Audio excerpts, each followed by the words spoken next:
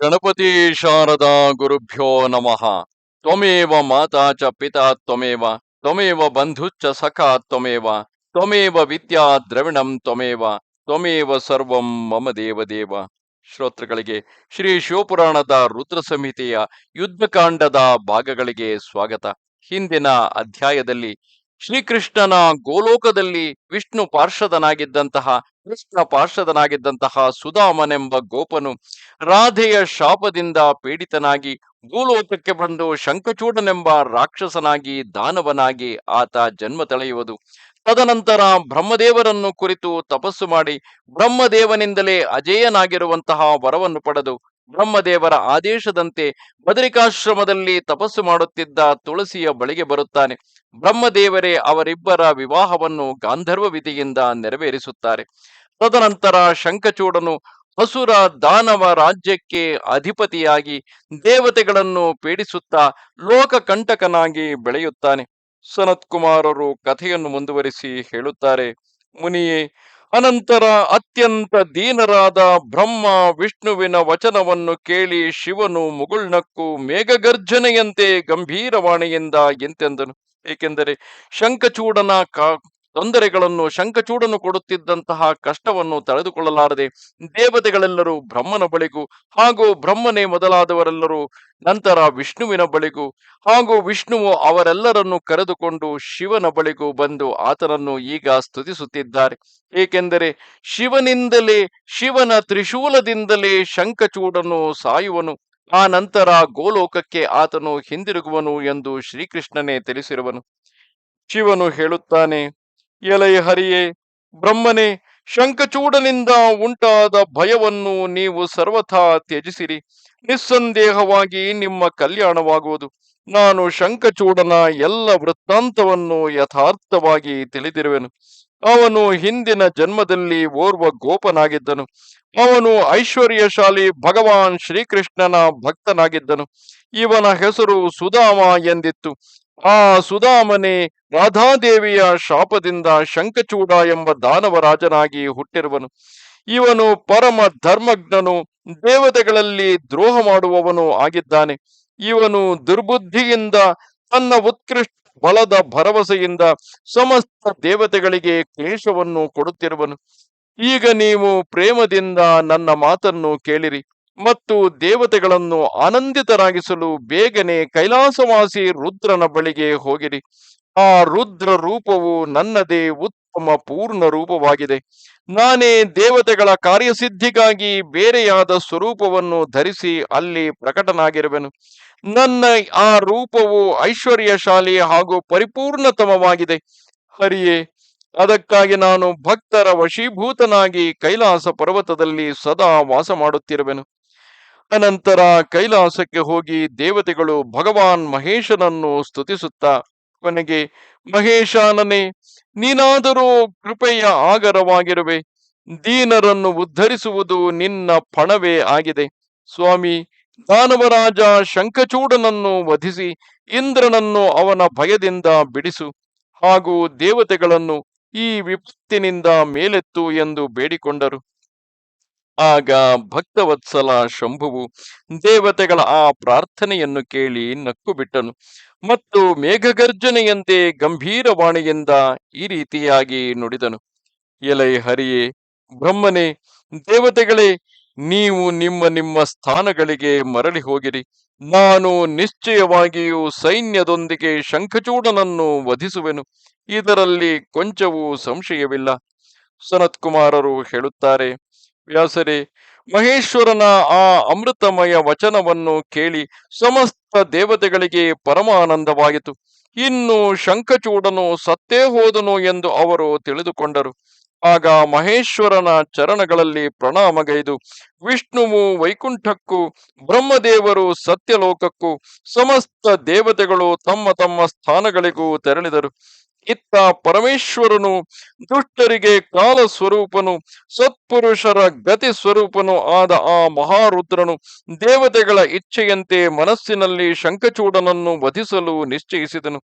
ಆಗ ಅವನು ಸಂತೋಷದಿಂದ ತನ್ನ ಪ್ರೇಮಿ ಗಂಧರ್ವರಾಜ ಚಿತ್ರರಥನನ್ನು ದೂತನನ್ನಾಗಿಸಿ ಶೀಘ್ರವಾಗಿ ಶಂಖಚೂಡನ ಬಳಿಗೆ ಕಳಿಸಿದನು. ಚಿತ್ರರಥನು ಅಲ್ಲಿಗೆ ಹೋಗಿ ಶಂಖಚೂಡನನ್ನು ತುಂಬಾ ಸಮಜಾಯಿಸಿ ಈ ರೀತಿಯಾಗಿ ಹೇಳಿದನು. ಸಮಜಾಯಿಸಿ ಆ ಶಂಖಚೂಡನಿಗೆ ಹೇಳಿದನು. ಆದರೆ ಅವನು ಯುದ್ಧವಿಲ್ಲದೆ ದೇವತೆಗಳಿಗೆ ರಾಜ್ಯವನ್ನು ಮರಳಿಸುವುದನ್ನು ಒಪ್ಪಿಕೊಳ್ಳಲಿಲ್ಲ. ಮಹೇಶ್ವರನೊಂದಿಗೆ ಯುದ್ಧ ಮಾಡದೆ ರಾಜ್ಯವನ್ನಾಗಲಿ ಅಧಿಕಾರವನ್ನಾಗಲಿ ಹಿಂದಿರುಗಿಸಲಾರನು ಎಂದು ನಾನು ನಿಶ್ಚಯಿಸಿರುವೆನು. ನೀನು ಕಲ್ಯಾಣಕರ್ತನಾದ ರುದ್ರನ ಬಳಿಗೆ ಹೋಗಿ ನಾನು ಹೇಳಿದ ಮಾತನ್ನು ಯಥಾರ್ಥವಾಗಿ ಅವನಲ್ಲಿ ಹೇಳು. ಅವನಿಗೆ ಉಚಿತವಾಗಿ ಕಂಡಂತೆ ಮಾಡಲಿ. ನೀನು ವ್ಯರ್ಥವಾಗಿ ಗಳಹಬೇಡ. ಸನತ್ ಕುಮಾರರು ಹೇಳುತ್ತಾರೆ, ಮುನಿಶ್ರೇಷ್ಠರೇ, ಹೀಗೆ ಹೇಳಿದ ಆ ಶಿವದೂತನಾದ ಪುಷ್ಪದಂತ ಅಥವಾ ಚಿತ್ರರಥನು ತನ್ನ ಸ್ವಾಮಿ ಮಹೇಶ್ವರನ ಬಳಿಗೆ ಮರಳಿ ಬಂದು ಎಲ್ಲ ಮಾತುಗಳನ್ನು ಸರಿಯಾಗಿ ತಿಳಿಯಪಡಿಸಿದನು. ಆ ದೂತನ ಮಾತನ್ನು ಕೇಳಿ ದೇವತೆಗಳ ಒಡೆಯ ಭಗವಾನ್ ಶಂಕರನು ಕ್ರೋಧಗೊಂಡು ತನ್ನ ವೀರಭದ್ರನೇ ಆದಿ ಗಣಗಳಿಗೆ ಈ ರೀತಿಯಾಗಿ ಆಜ್ಞಾಪಿಸಿದನು. ಎಲೈ ವೀರಭದ್ರನೇ, ನಂದಿಯೇ, ಕ್ಷೇತ್ರಪಾಲನೆ, 8 ಭೈರವರೇ, ಇಂದು ನಾನು ಶೀಘ್ರವಾಗಿ ಶಂಖಚೂಡನನ್ನು ವಧಿಸಲು ಹೊರಡುವೆನು. ಆದ್ದರಿಂದ ನನ್ನ ಅಪ್ಪಣೆಯಂತೆ ಎಲ್ಲ ಬಲಿಷ್ಠರಾದ ಗಣಗಳು ಆಯುಧಗಳಿಂದ ಸಜ್ಜಾಗಿ ಸಿದ್ಧರಾಗಲಿ. ಈಗಲೇ ಕುಮಾರ ಕಾರ್ತಿಕೇಯ ಹಾಗೂ ಗಣಪತಿಯೊಂದಿಗೆ ರಣಯಾತ್ರೆ ಹೊರಡಲಿ. ಭದ್ರಕಾಳಿಯು ತನ್ನ ಸೈನ್ಯದೊಂದಿಗೆ ಯುದ್ಧಕ್ಕಾಗಿ ಹೊರಡಲಿ. ಸನತ್ ಕುಮಾರರು ಹೇಳುತ್ತಾರೆ, ಮುನಿಯೇ, ಹೀಗೆ ಅಪ್ಪಣೆ ಮಾಡಿ ಶಿವನು ತನ್ನ ಸೈನ್ಯದೊಂದಿಗೆ ಹೊರಟನು. ಮತ್ತೆ ಎಲ್ಲ ವೀರ ಗಣಗಳು ಹರ್ಷಮಗ್ನರಾಗಿ ಅವನ ಹಿಂದೆ ಹಿಂದೆ ನಡೆಯತೊಡಗಿದರು. ಆಗ ಸಮಸ್ತ ಸೈನ್ಯದ ಅಧ್ಯಕ್ಷರಾದ ಸ್ಕಂದ ಮತ್ತು ಗಣೇಶನು ಹರ್ಷಗೊಂಡು ಕವಚವನ್ನು ಧರಿಸಿ ಸಶಸ್ತ್ರರಾಗಿ ಶಿವನ ಹತ್ತಿರಕ್ಕೆ ಬಂದರು.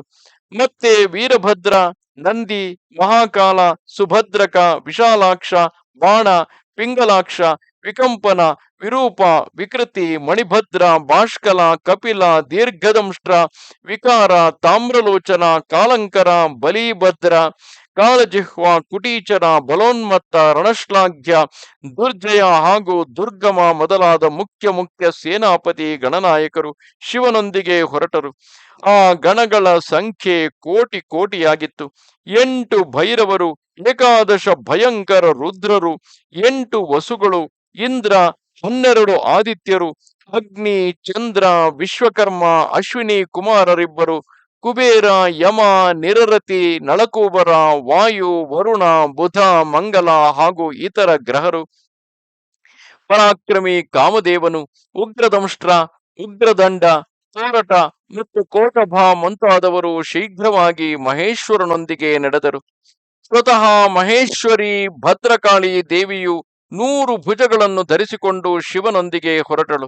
ಆಕೆಯು ಉತ್ತಮೋತ್ತಮ ರತ್ನಗಳಿಂದ ಕೂಡಿದ ವಿಮಾನದಲ್ಲಿ ಆರೂಢಳಾಗಿದ್ದಳು.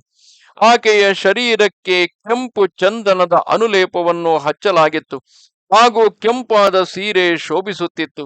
ಅವಳು ಹರ್ಷಮಗ್ನಳಾಗಿ ನಗುತ್ತಾ ಕುಣಿಯುತ್ತಾ ಉತ್ತಮ ಸ್ವರಗಳಿಂದ ಹಾಡುತ್ತಾ ತನ್ನ ಭಕ್ತರಿಗೆ ಅಭಯವನ್ನು ಕೊಡುತ್ತಾ ಶತ್ರುಗಳನ್ನು ಭಯಗೊಳಿಸುತ್ತಿದ್ದಳು. ಆಕೆಯ 1 ಯೋಜನ ಉದ್ದದ ಭೀಷಣವಾದ ನಾಲಿಗೆಯು ಚಾಚಿತ್ತು.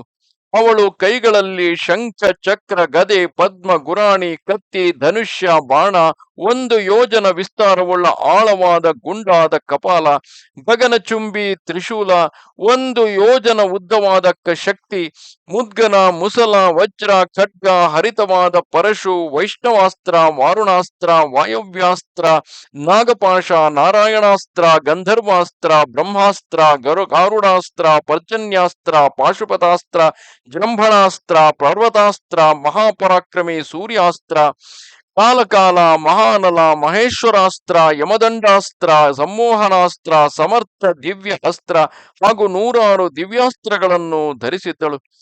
ಕೋಟಿ ಕೋಟಿ ಯೋಗಿನಿಯರು, ಡಾಕಿನಿಗಳು ಆಕೆಯೊಂದಿಗೆ ಇದ್ದರು. ಭೂತ, ಪ್ರೇತ, ಪಿಶಾಚ, ಕೂಷ್ಮಾಂಡ, ಬ್ರಹ್ಮರಾಕ್ಷಸ, ವೇತಾಳ, ರಾಕ್ಷಸ, ಯಕ್ಷ ಮತ್ತು ಕಿನ್ನರ ಇವರಿಂದ ಸುತ್ತುವರಿದ ಸ್ಕಂದನು ತಂದೆಯ ಬಳಿಗೆ ಬಂದು ಚಂದ್ರಶೇಖರನಿಗೆ ವಂದಿಸಿದನು.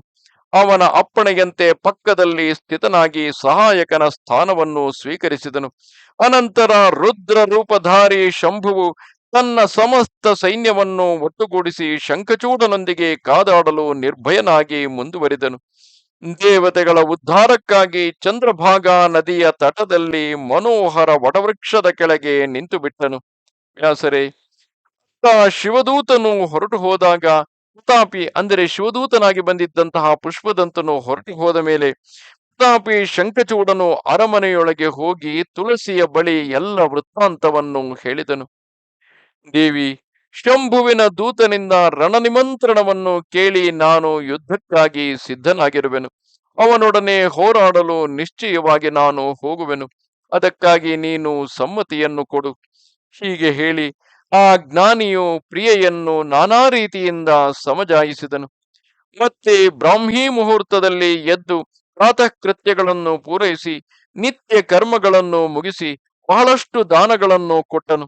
ಬಳಿಕ ತನ್ನ ಪುತ್ರನಿಗೆ ರಾಜ್ಯದ ಪಟ್ಟವನ್ನು ಕಟ್ಟಿ ದಾನವರಿಗೆ ರಾಜನನ್ನಾಗಿಸಿ ತನ್ನ ಪತ್ನಿ ರಾಜ್ಯ ಸಕಲ ಸಂಪತ್ತನ್ನು ಅರ್ಪಿಸಿದನು. ಮತ್ತೆ ಅವನ ಪ್ರಿಯೆಯಾದ ತುಳಸಿಯು ಅಳುತ್ತಾ ಆತನ ರಣಯಾತ್ರೆಯನ್ನು ತಡೆಯುತ್ತಿದ್ದಾಗ ಶಂಖಚೂಡನು ಅನೇಕ ವಿಧದ ಕಥೆಗಳನ್ನು ಹೇಳಿ ಧೈರ್ಯ ತುಂಬಿದನು. ಅನಂತರ ಆ ದಾನವರಾಜನು ಕವಚವನ್ನು ತೊಟ್ಟು ಯುದ್ಧಕ್ಕಾಗಿ ಸಿದ್ಧನಾಗಿ ತನ್ನ ವೀರ ಸೇನಾಪತಿಯನ್ನು ಕರೆಸಿ ಈ ರೀತಿಯಾಗಿ ಆದೇಶವನ್ನಿತ್ತನು.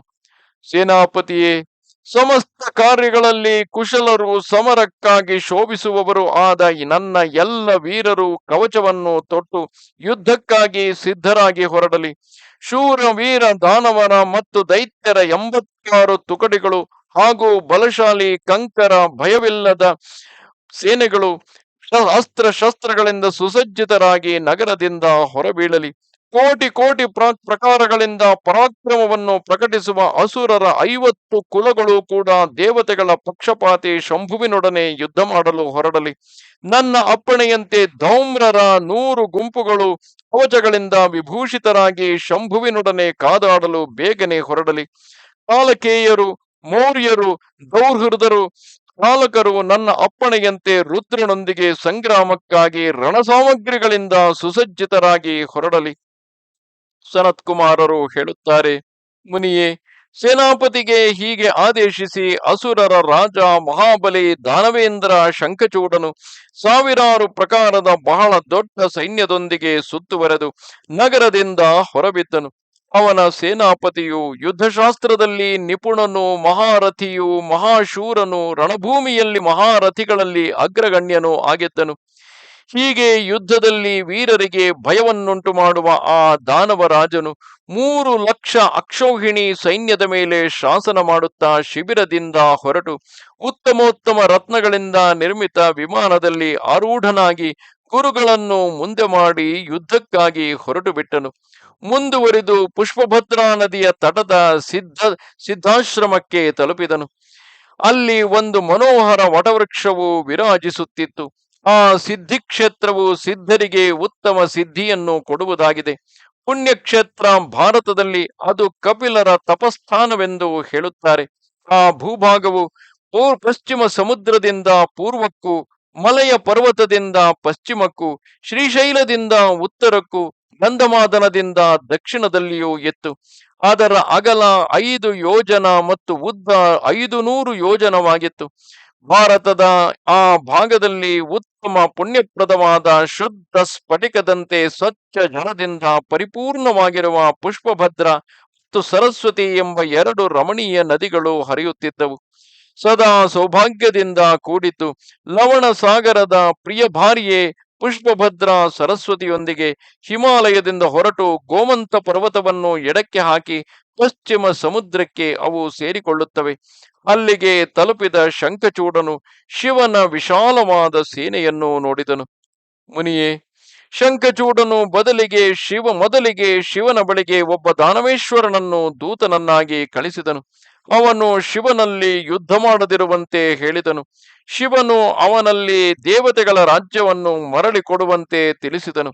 ಕೊನೆಗೆ ಮಹೇಶ್ವರನು ಹೇಳಿದನು, ದೂತನೇ, ನಾನು ಯಾರ ಪಕ್ಷವನ್ನು ವಹಿಸುವುದಿಲ್ಲ.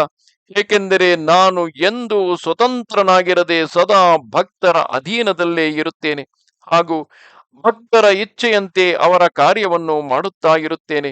ನೋಡು, ಹಿಂದಿನ ಕಾಲದಲ್ಲಿ ಬ್ರಹ್ಮದೇವರ ಪ್ರಾರ್ಥನೆಯಂತೆ ಮೊಟ್ಟ ಮೊದಲಿಗೆ ಪ್ರಳಯ ಸಮುದ್ರದಲ್ಲಿ ಶ್ರೀಹರಿ ಮತ್ತು ದೈತ್ಯಶ್ರೇಷ್ಠ ಮಧುಕೈಟಭರ ಯುದ್ಧವಾಗಿತ್ತು. ಪುನಃ ಭಕ್ತರ ಹಿತಕಾರಿ ಶ್ರೀ ವಿಷ್ಣುವು ದೇವತೆಗಳು ಪ್ರಾರ್ಥನೆ ಮಾಡಿದಾಗ ಪ್ರಹ್ಲಾದನ ಕಾರಣದಿಂದ ಹಿರಣ್ಯಕಶಿಪುವನ್ನು ವಧಿಸಿದ್ದನು. ಮೊದಲು ನಾನು ತ್ರಿಪುರರೊಂದಿಗೆ ಯುದ್ಧ ಮಾಡಿ ಅವರನ್ನು ಭಸ್ಮ ಮಾಡಿಬಿಟ್ಟಿದ್ದೆ. ಇದನ್ನು ನೀನು ಕೇಳಿರಬಹುದು. ಅದು ಕೂಡ ದೇವತೆಗಳ ಪ್ರಾರ್ಥನೆಯಂತೆಯೇ ನಡೆದಿದೆ. ಹಿಂದಿನ ಕಾಲದಲ್ಲಿ ಸರ್ವೇಶ್ವರಿ ಜಗಜ್ಜನನಿಯು ಶುಂಭಾದಿಗಳೊಂದಿಗೆ ಯುದ್ಧ ಮಾಡಿ ಅವರನ್ನು ವಧಿಸಿದುದು ದೇವತೆಗಳು ಪ್ರಾರ್ಥಿಸಿದಾಗಲೇ ಘಟಿಸಿದೆ. ಆ ದೇವತೆಗಳು ಇಂದು ಕೂಡ ಬ್ರಹ್ಮನಿಗೆ ಶರಣಾಗಿರುವರು. ಮತ್ತೆ ಆ ದೇವತೆಗಳು ಶ್ರೀಹರಿಯೊಂದಿಗೆ ನನಗೆ ಶರಣಾದರು. ದೂತನೆ, ಹೀಗೆ ಬ್ರಹ್ಮ ವಿಷ್ಣು ದೇವತೆಗಳ ಪ್ರಾರ್ಥನೆಗೆ ವಶನಾಗಿ ದೇವತೆಗಳ ಅಧೀಶ್ವರನಾದ್ದರಿಂದ ನಾನು ಕೂಡ ಯುದ್ಧಕ್ಕಾಗಿ ಬಂದಿರುವೆನು. ನೀನು ಕೂಡ ಶ್ರೀಕೃಷ್ಣನ ಶ್ರೇಷ್ಠ ಪಾರ್ಷದನಾಗಿರುವೆ. ಇಂದಿನವರೆಗೆ ಸತ್ತು ಹೋದ ದಾನವರಲ್ಲಿ ನಿನಗೆ ಸಮಾನರಾದವರು ಯಾರೂ ಇಲ್ಲ. ಅದಕ್ಕಾಗಿ ರಾಜನೇ, ದೇವಕಾರ್ಯದ ಸಿದ್ಧಿಗಾಗಿ ನಿನ್ನೊಡನೆ ಯುದ್ಧ ಮಾಡುವುದರಲ್ಲಿ ನನಗೆ ಏಕೆ ಲಜ್ಜೆಯಾಗಬೇಕು? ಏಕೆಂದರೆ ನಾನು ಈಶ್ವರನಾಗಿದ್ದೇನೆ. ದೇವತೆಗಳು ನನ್ನನ್ನು ವಿನಯಪೂರ್ವಕವಾಗಿ ಕಳಿಸಿರುವರು. ಆದ್ದರಿಂದ ನೀನು ಹೋಗು, ಶಂಖಚೂಡನಲ್ಲಿ ನನ್ನ ಮಾತನ್ನು ತಿಳಿಸು. ಅವನಿಗೆ ಉಚಿತವೆನಿಸಿದಂತೆ ಮಾಡಲಿ. ನನಗಾದರೂ ದೇವತೆಗಳ ಕಾರ್ಯವನ್ನು ಮಾಡಬೇಕಾಗಿದೆ.